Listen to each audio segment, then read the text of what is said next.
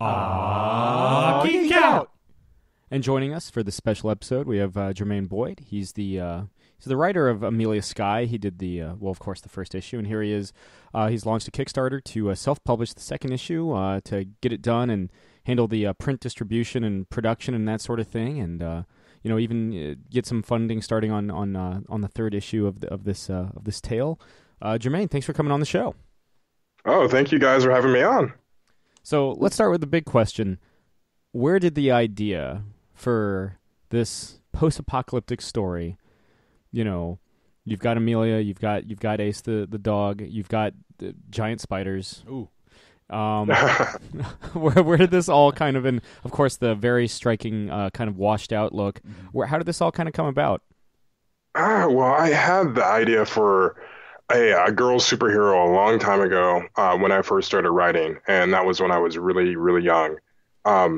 And I wanted to kind of pay homage to some of the old style superheroes like Wonder Woman and Batman.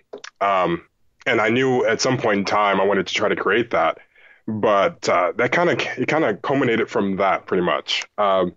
I do have, my mom is a single mom, so she never really had a heroine to kind of look at and to kind of like, I guess, be inspired by. And she brought it to my attention one day that we had a conversation in regards to comics, maybe I would say 5 years ago. And I just thought to myself, I need to pick up this idea again and tried to use it to, I guess, be my platform to be able to get into the comic book industry. Now, as someone that works in television and film, what is it about? What is the allure of creating and writing in comics that sets it apart from everything else for you? With screenplay writing and comic book script writing, I guess it's similar to a certain degree. There are some things in script writing that you can't do, you shouldn't do, or I'm hearing in regards to adding on more descriptions and more adjectives and things of that degree. It's pretty plain and simple. But there are some writers out there who kind of like to add those things in, and it makes the movie a little bit more in depth. It's very similar to writing a comic book. You can be more descriptive and just more, I guess, imaginative in a comic book script rather than a screenplay. Sure, yeah. I guess sky's the limit on that budget. You don't have to worry how much those giant spiders are gonna look.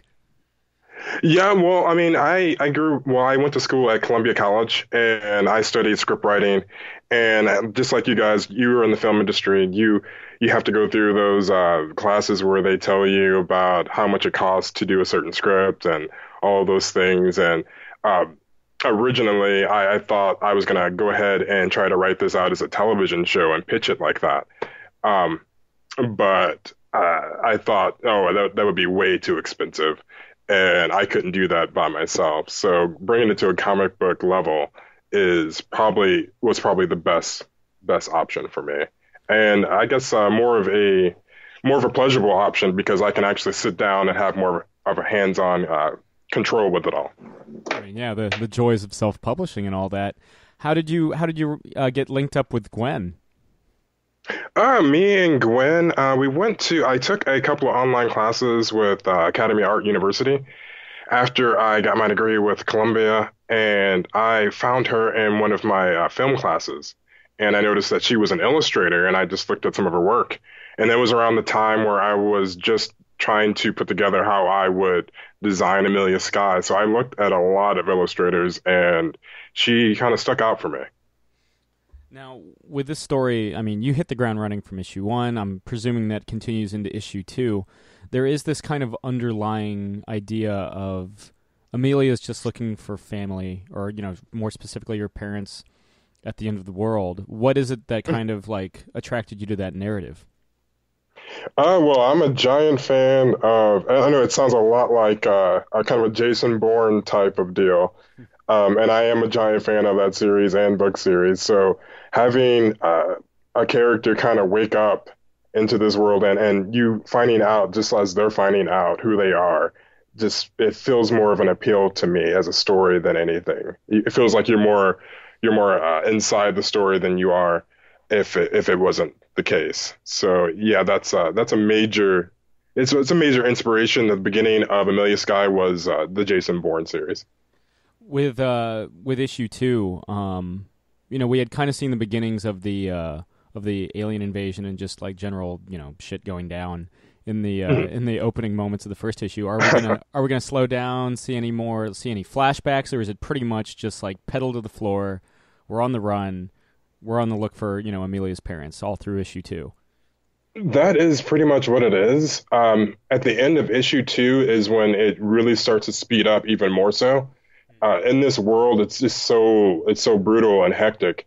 I never thought there could be a time where they could kind of like sit down and have a rest. Everything is so like quick and to the point, and if you're not rushing, you're dead. So without bigger picture, and not to certainly we'll focus on issue 2, but how long do you see this opening arc running? How many issues, if you had to ballpark it?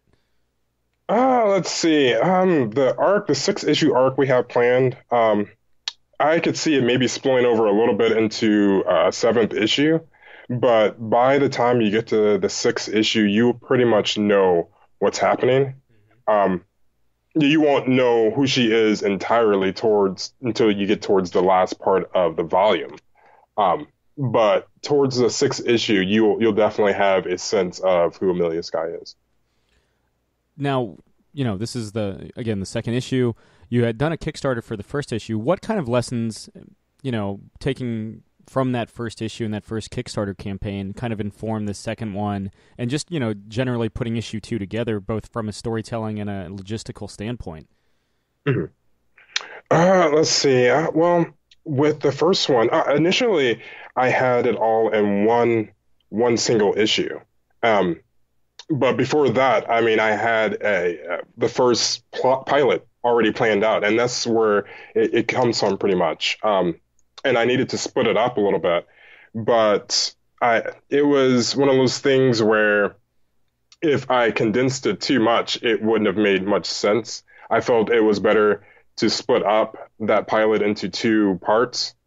And what I learned from the first one is that it's just you have such a giant vision of what you want, and you want to put everything into the first issue and attract more of an audience at the very beginning. But there's some parts that you leave out and you just don't see. It would be great if we had a chance to go back and redo issue 1. Hopefully one day we'll be able to go back and just do like a remastered remix version of that. Then I could add on some of the things that I wanted to add on initially. But this time around with issue 2, it's I'm able to kind of sit back and really look at it and put in detail what's going to happen, foreshadow what's going to happen in the future. You could in the planned remastered edition. Does Greedo shoot first? Oh no! Well, yeah. I guess so, to a certain degree. Fair enough. Now, I would be remiss if I didn't mention, you and I and Jake have a mutual friend in Brittany Matter, who's one of the editors on this book. How did you get linked up with both of your editors for, both Brittany and Nicole?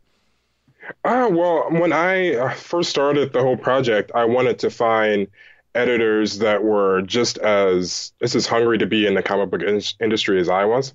And I also wanted to make sure that they were female, because it goes along a lot with the whole entire theme of Amelia Sky. Is every character in Amelia Sky is a woman, and so I'm a giant hardened feminist.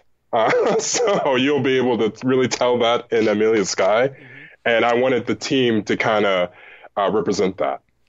You were mentioning that you grew up. Your mother was a single mother. Is there a lot of your mother in the characterization of Eleanor? Well, more so in Eleanor's daughter that you come to find out later on. But with Eleanor, I would probably peg Eleanor more as a grandmother figure. So she would resemble my grandmother very much so. There was a lot of, I mean, she kind of has the same vocal patterns as Rogue of the X-Men. Did you grow up in Louisiana around the Baton Rouge area? Oh no, actually, I grew up in Illinois, and I moved to Louisiana for film. Um, Yeah.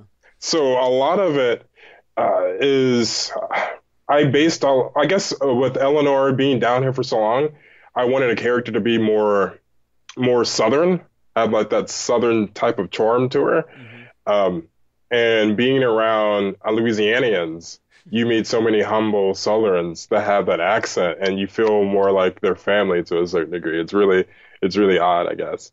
I was at a wedding a couple weeks ago, and the just as an aside, the catering was entirely Cajun. It was glorious.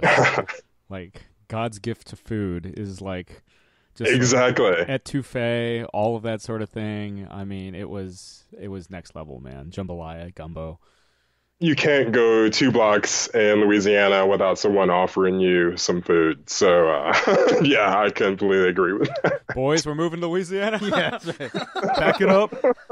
So, did you want to go into the kind of share about some of the perks that are associated with this? My voice cracked for some reason. With the perks that are associated with this campaign. Let's see. I have the nuclear. I'm sorry, did I not say that correctly? The nuclear bookmarks. Blah, can't speak today. And they are very, I guess, special edition. You can also get a another special item that I wanted to include in the rewards, which was an entire collection of all the artwork, all of the issues, all compacted into one hardcover book. You'll be able to get that reward as well. One of my biggest rewards inside of the Kickstarter is going to be the variant artist rewards, and that's something that I really wanted to kind of put out there. Um, these particular artists that I found kind of, I guess, represent some of the many sides of Amelia Sky, and they all are indie female artists. So I wanted to make sure that I put props out there for them as much as possible. How has the response been to the first issue and all that sort of thing? The response to the first issue was great. Uh, it's funny because with the Facebook page, it has so many different likes, and it's just incredible. So when it came to the first issue, I was able to kind of see that kind of pull through to a certain degree. Um, and we really grabbed a hold of that goal pretty quickly in the first issue. We're kind of struggling a little bit right now, but I think it's more so um, a thing with people and the news organizations and what's going on. People aren't really paying attention as much to certain things entertainment wise. But it's okay. I think we'll be able to pick it back up here in the next coming weeks. You have to keep in mind we live right outside like Washington D.C. So Oh, wow. yeah, Wow. Yeah, I understand. yeah, we live that, man. That is crazy. It's insane. So I'm hoping that, I mean, things aren't gonna really die down with all the situations that are going on, Hmm. but I want to be able to, I guess, advertise as much as possible and get that out there. Hopefully, people will be able to catch on and start to contribute. Uh, Hopefully soon. That would be perfect. If not, then I mean, if we'll run another Kickstarter, um, my plan is to fully fund the whole entire project if I have to. We want to be able to kind of get on with the publisher in the future, Sure, and we're kind of scouting around right now for that. Hopefully, we'll have a better answer for that here in the next coming months. totally. I mean, it's not too late for an 11th hour rewrite where the aliens are like alien Nazis, just dangling. Yeah, that. that's true. that that is very much true. That might catch people's eye Yeah. a little bit more than than just alien spiders from the beginning of the universe. Yeah. Yeah, why are these spiders suddenly wearing like these weird steel helmets? Why Yeah. is that happening? What's this? You know, What's this red dot as on one you- of its legs? As you get later on down into the series, you'll start to see crazy things with the Shriekers. They do have a lot of like armor as we were talking about helmets and things of that Yeah. nature. For some reason they have panzers. It's weird. It's wild. You know, right? So They're walking around in trench coats. How can readers get access to the again, this is the second issue that you're currently campaigning for. How can readers get into issue 1 if they haven't read that debut yet? What they could also always do is go to the website. We do have a website, whoisameliasky.com. They can always purchase a digital comic from there, and they can also purchase the physical copy as well. I am adding on a physical copy and digital copies of issue 1 with every tier inside the Kickstarter right now for issue 2, so that people will be able to have that and have something as a baseline to go by.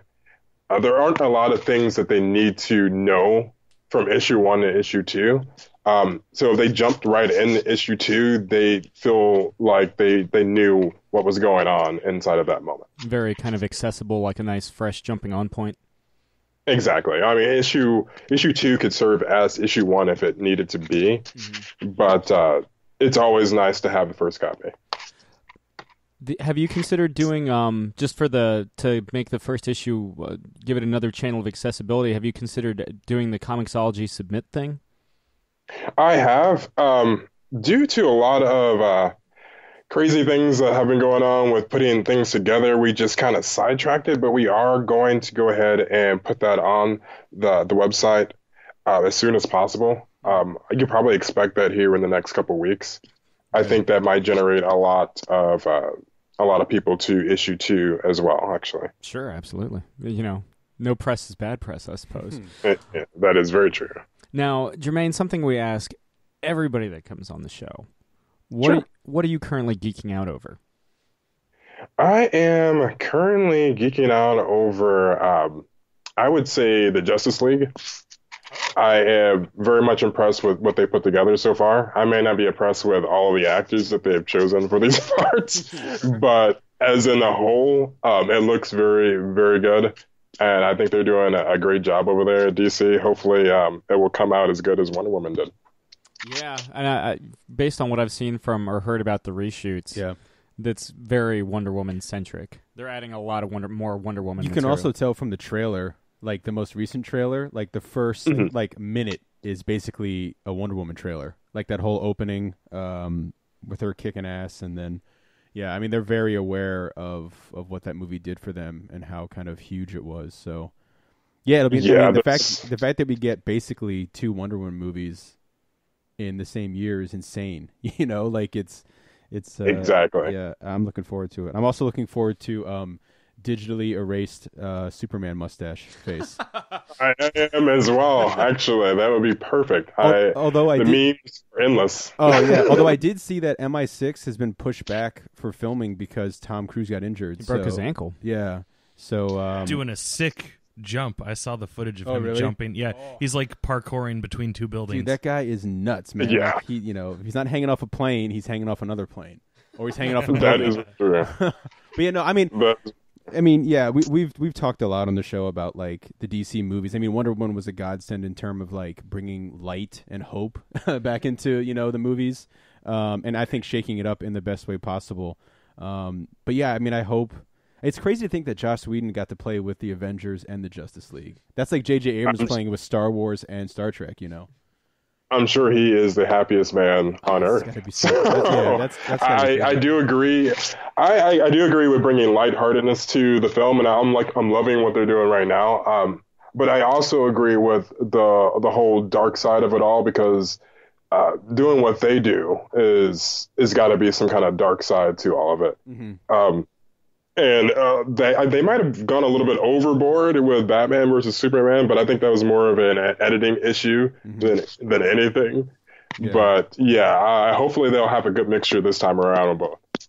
Yeah, I mean, I think the one of the problems with Batman v Superman that we've all seen and talked about is like the darkness of Batman was definitely there, but then they like doubled up the darkness with Superman, and it kind of like they missed that opportunity for that the yin and the yang of it all, like having the fact that Metropolis looked just as shitty and dark and terrible as Gotham was kind of a misstep, you know. Exactly. And Amelia, I'm a very much a Batman fan, so you can expect a lot of, I guess, little hints of that here and there within Amelia Sky. There are some characters that are inspired by some Batman villains and heroes, so hopefully people who do like Batman can see that and appreciate that. Very cool. I mean, and you had also mentioned kind of the Wonder Woman influence there with Amelia too, and you kind of see that in issue 1 when she's just like, getting out of the hospital and generally just kicking ass. So it's also kind of framed with this like coming of age tale at the end of the world, which is always nice. Yeah, that's the best time to come of age, the end of the world. Yeah, always feels like someone wanted me to describe it in a way of what would I see it kind of being like, I guess, story-wise, and I guess it's maybe a cross-section between Batman and The Walking Dead, kind of a mixture of both put together. I do want to be able to, I guess, really get into character development, and hopefully people who, again, like both stories will be able to kind of latch onto this and take a love for it. Sweet. Oh, definitely, looking forward to issue 2 and seeing where the wild now. So just so we're clear, the spider aliens, those are the aliens. They're not just mutated. I'm a bit of an arachnophobe. They're just not like mutated spiders. No, actually, they are. I imagined the Shriekers to be like spiders that you would find here on Earth. But if we didn't have a chance to evolve and they did, what they would be like. Very just. They have their own language, but they're very animalistic in nature. Everything is about just getting more energy to survive. You'll be able to see the Shriekers, but it also goes a little bit more in depth. There's a larger world of aliens to be told, and hopefully I'll have a chance to keep going with the series and show you guys that. Well, looking forward to it. Now, before we let you go, Jermaine, is there anything else you want to plug, or just kind of? Obviously, we'll include the links to Amelia Sky on the website with this episode and all our social media. But yeah, is there anything else you want to plug while we got you? I'd say really right now the website is what I'm trying to plug. The Kickstarter, what we've been trying to plug. That's pretty much it. You guys covered it. Right on, right. Glad to be of service. Yeah. And again, that check the episode and check the definitely check our social media. All the links are there, so you can help pledge, help spread the word, help make this become a reality. And again, check out that first issue, which is available on Who is Amelia Sky, and hopefully soon on Comixology, or you can get it as part of the Kickstarter campaign. Jermaine, thanks again for coming on the show. No, thank you guys for having me on. It's been really, really awesome. This has been another Geek Out production. If you enjoyed what you heard, hey, we've got a special episode every Friday. Of course, there's the usual catching up show every Wednesday, and you get book club episodes just about every Tuesday these days. Thanks for listening.